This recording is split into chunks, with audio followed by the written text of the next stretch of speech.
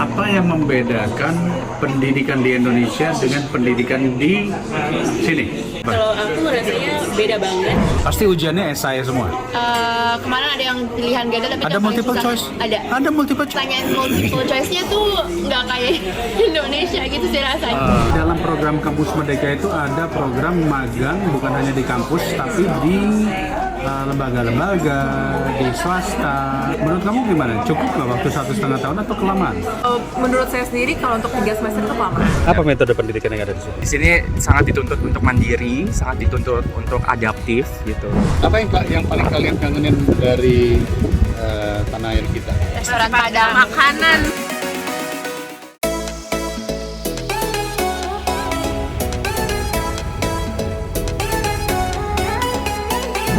Good morning guys ya. Jadi ini pagi ini sekarang kira-kira jam 8 pagi.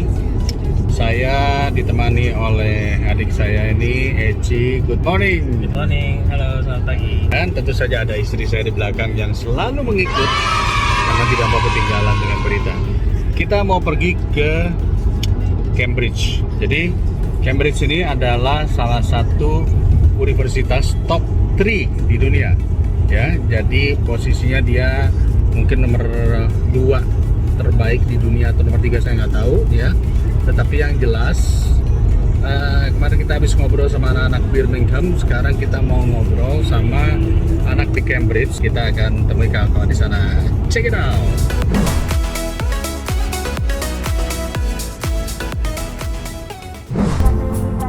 Saking kota mahasiswanya santai banget ya, jalan di tengah jalan. Oh, lihat. Nggak ngerti nih apa karena begini kita nggak boleh nyusul. Ini banyak sepeda. Lebih banyak sepeda. Tuh, lihat.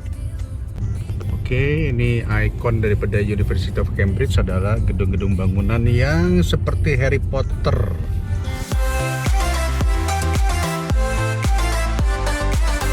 Dan saya ada janji sama beberapa kawan-kawan mahasiswa PPI Indonesia yang ada di sini, tapi karena masih ada waktu 1 jam lagi, kita mau coba panting. Panting itu seperti kayak perahu yang kita nanti mengelilingi kanal.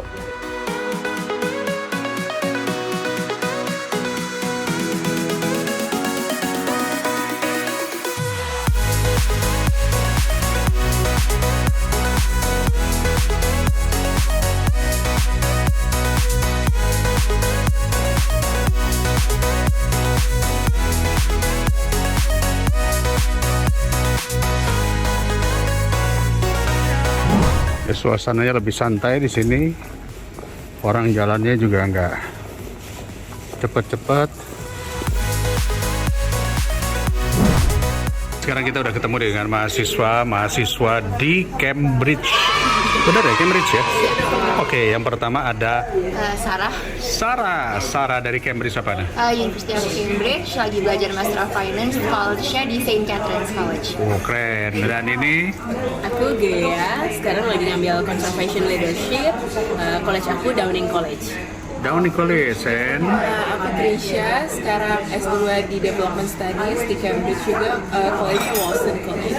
S1 atau S2? S2. Dulu S1-nya di mana? S1 di UGM, jurusan Public Policy and Management. Wah, UGM. Kamu S1-nya di mana? Aku S1-nya di IPB, jurusannya Kehutanan. Kehutanan. Kehutanan, ya. Di sini ngambilnya? Di sini ngambil tentang konservasi, environmental conservation. Oke. Kamu S1-nya di? Di ITB, di SBM. ITB jurusannya manajemen. Dan sekarang ambilnya finance. Cambridge. Oke. Jadi guys, ini anak-anak pinter semua ini. Anak-anak pinter nih, paling enggak IP-nya itu 3,8. Ya, betul ya? Jadi kalau yang IP-nya cuma 2,4, 2,5, jangan harap bisa masuk Cambridge. Sarah ini dulu lulusan dari ITB. Terus kemudian pilihannya kenapa ke Inggris?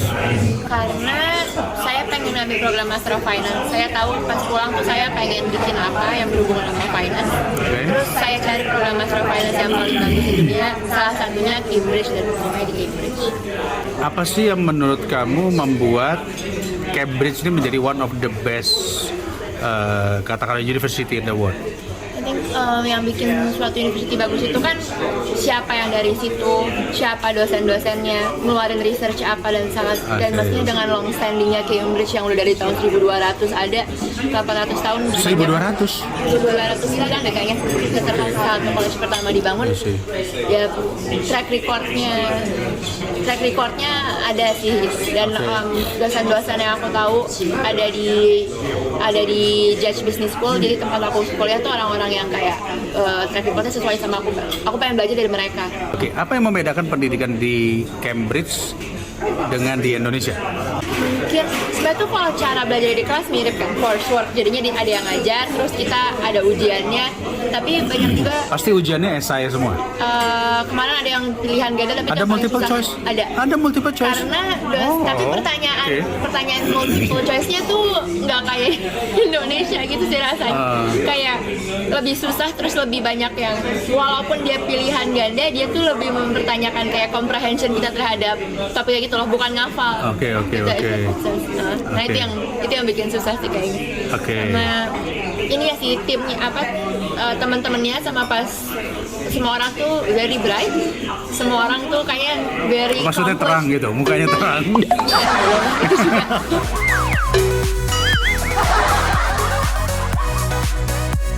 Kayak di accomplish in their own fields gitu, jadi kayak orang sama teman-teman di kelas itu juga bikin. Jadi tidak terbentur hanya pada satu sudut saja dalam memandang sesuatu gitu kan ya? Nambah karena teman-temannya juga di kelas.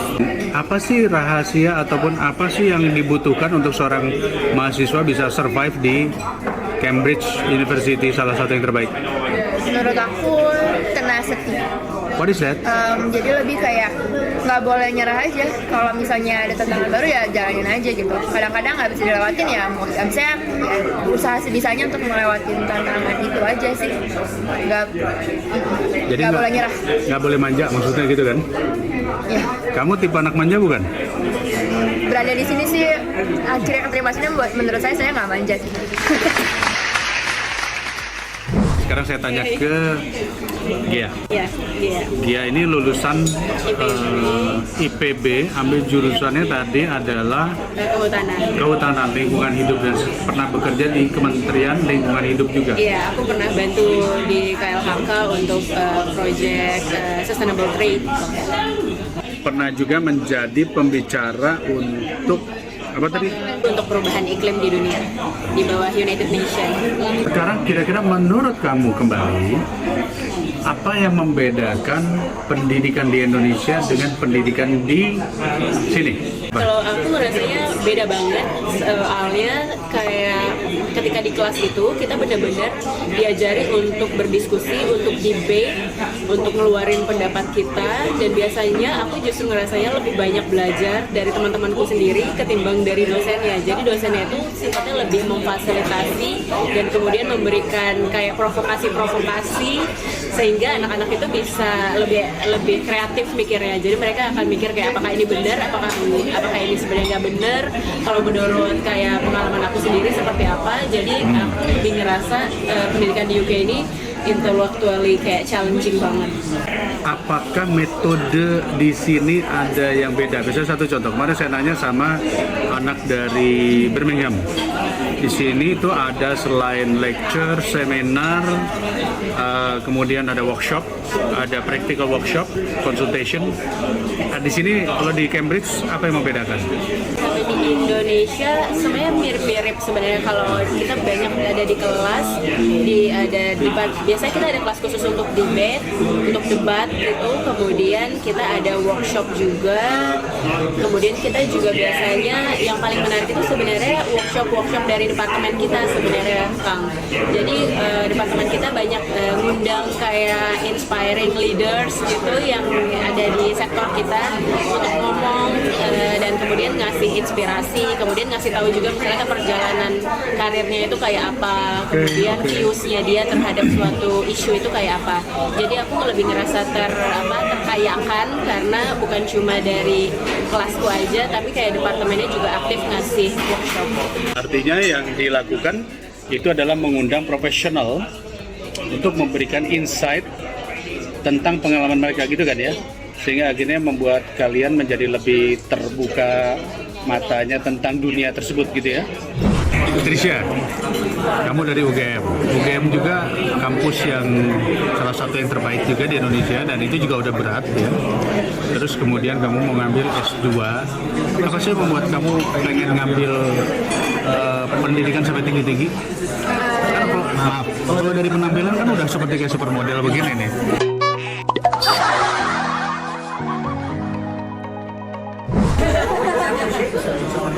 Penampilan bukan segalanya. Oke. Jadi waktu itu posisinya aku kan S1 itu public policy. Public policy. Dan pelajaran itu lumayan general, kayak we touch upon kayak banyak surface tapi nggak terlalu deep. Jadi aku merasa aku pengen sesuatu yang lebih praktikal ya untuk kayak ke bagian pembangunan.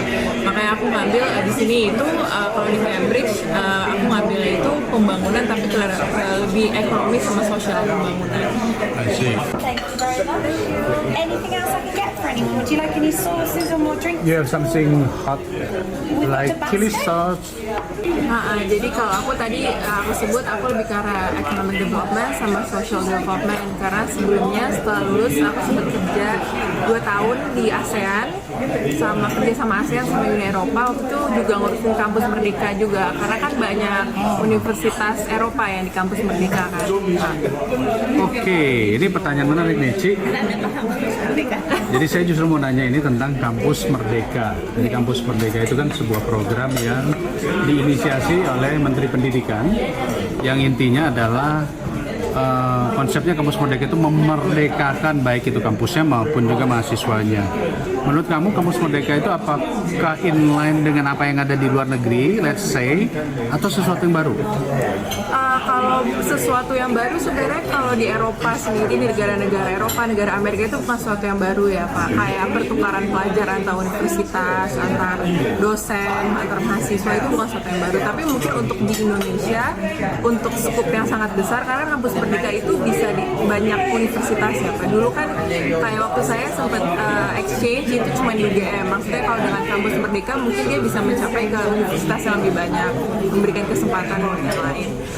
Jadi menurut saya itu bukan program baru tapi baru untuk Indonesia dan menurut saya itu penting banget karena waktu saya exchange sendiri karena saya sempat exchange ke Belanda itu one of the best experience sih Pak karena belajar dari ahlinya dan kayak perspektif baru dan banyak courses yang belum ada ahlinya di Indonesia jadi memang ditawarkan hanya di universitas. Dalam program kampus Merdeka itu ada program magang bukan hanya di kampus tapi di lembaga-lembaga, di swasta. Menurut kamu itu bagus nggak? Menurut saya bagus juga, karena buat CV, buat pengalaman kerja itu kan magang juga dihitung ya Pak. Dan sekarang itu mau udah lulus, biasanya tetap diminta 1 tahun pengalaman kerja. Dan kita biasanya mengambil itu dari magang untuk bisa ke full time job. Jadi menurut saya magang, pertukaran pelajar tuh dan difasilitasi oleh pemerintah. Jadi menurut saya program. Dulu magang itu kan banyak mahasiswa magang, tapi akhirnya sampai sekarang cuma buat bikin kopi, nyetak fotokopian dan sebagainya.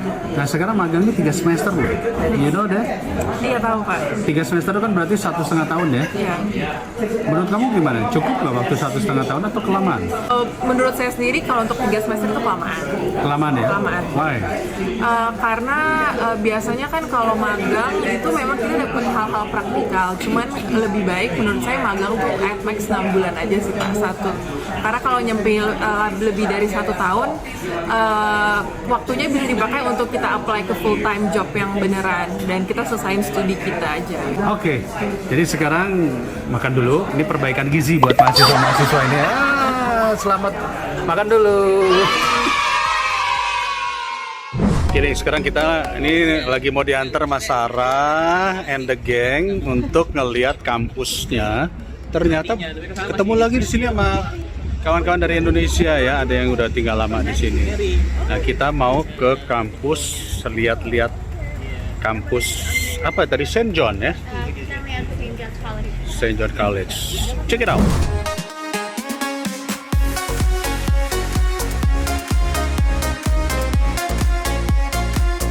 Ya, jadi ceritanya saya di sini kayak lagi ngajak turis Indonesia gitu ya.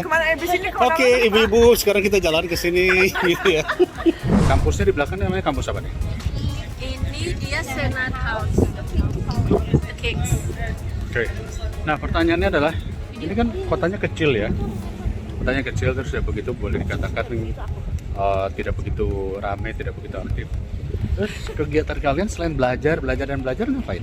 Kita punya banyak kegiatan sosial, acara-acara di Cambridge sih. Terus misalnya banyak seminar, banyak formal dinner. Kayak formal dinner itu yang paling salah satu yang jadi atraksi utama banget. Cambridge Oh, Experience ya? utama di Cambridge. Terus banyak karena dari universitas banyak komunitas, jadi kayak ada classical music communities, biasanya mereka bikin konser atau kayak teater, plays gitu. Jadi kayak seru sih, banyak banget. Banyak yang bisa dilakuin walaupun British bukan kota. experience loh. Iya, Oke. British experience banget. Itu sebetulnya mereka ngomong begitu tuh dari hati yang paling dalam mengatakan, gua kangen sama Indo gitu kan ya? Benar nggak? Iya kangen kan, di sini jam 5 semuanya udah tutup kan. Jadi Oh kayak- benar kan? Akhirnya nggak keluar juga kan? Ngaku juga kan? Udah jam 5 udah kayak ya udah nggak ada apa-apa lagi. Apa yang paling kalian kangenin dari tanah air kita? Restoran Padang. Makanan. Nasi Padang.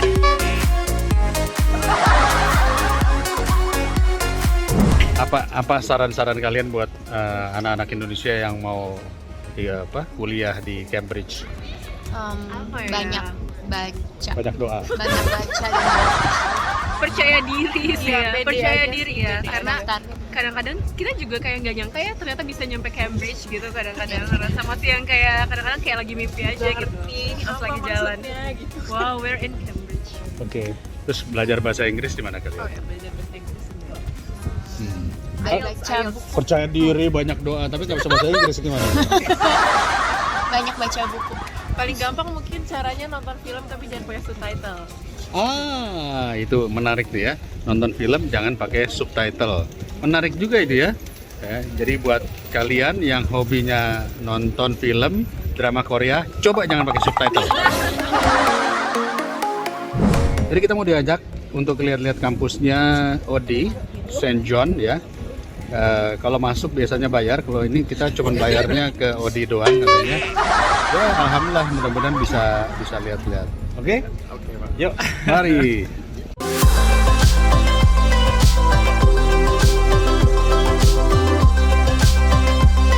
OD di mana tinggalnya? Di depan, Pak, di seberang St. Oh, John's. gitu ya. Yeah, still part of Jones. Ini dorm. This is second court. Ini dormnya fellow. Oke. Students yang di belakang. Jadi ini untuk membuktikan bahwa saya sudah nyampe di Cambridge ya guys ya. Bukan kaleng-kaleng ini, Cambridge.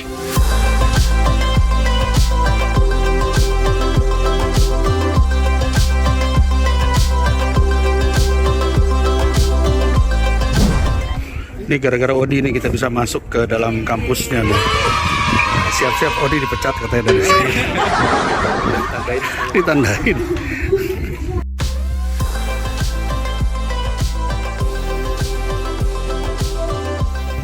Ini keren banget ya guys ya. Kampusnya ini udah sejak 1200 tahun. Maaf, sejak abad ke-12. Jadi benar-benar kampus-kampus tua. Ya keren banget ya, kayak di Harry Potter gitu.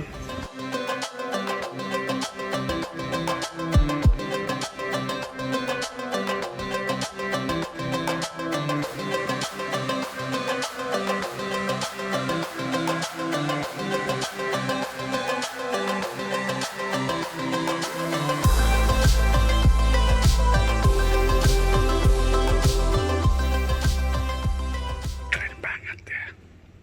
Ini chapel atau semacam tempat berdoa. Jadi kita nggak boleh ngomong keras-keras.